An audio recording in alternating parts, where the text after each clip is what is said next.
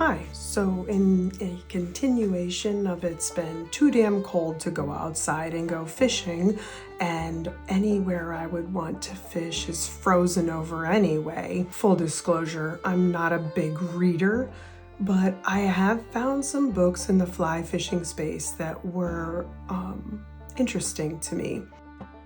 So the first book I want to talk to you all about is this one, History of Fly Fishing in 50 Flies by Ian Whitelaw.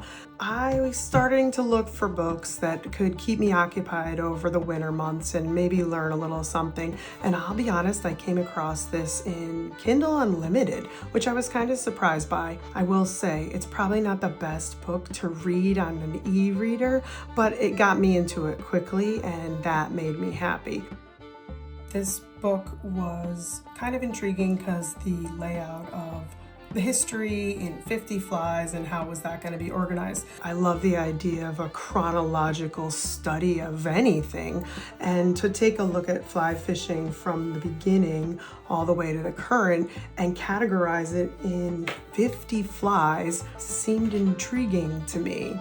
It started with the history of fly fishing, how the gear was made, how the flies were made, how the rods were made, even everything down to how the fly line was made.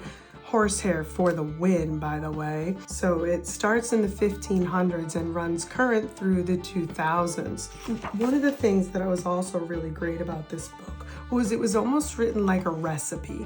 It's not designed for how to tie flies, but more about the specific pieces used, what kind of hook, what kind of hackle, all that fun stuff that I'm still learning about.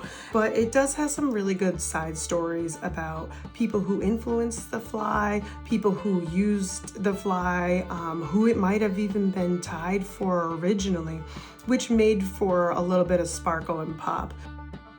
One of the first ones that I was kind of intrigued by was the Quill Gordon, because I had never heard of it, and so it was a learning experience for me. I thought it was really cool that it was one of the truly first American flies, and on top of it, it was developed in the Catskill region. So an area near me, and something that I was like, wow, that's useful, I can learn from that. So I was intrigued when I learned about the gray ghost. I had heard about it from my father and some other individuals, but I didn't really know anything about it. And so when I started learning about it and that it was created by a woman who lived in Rangeley, Maine, named Carrie Stevens, I was in. And I'll talk more about Carrie Stevens here in the future. Overall, really comprehensive, just some great stories in this book as well about the flies and the people who invented them. If you can find a hard copy, The History of Fly Fishing in 50 Flies is definitely worth picking up.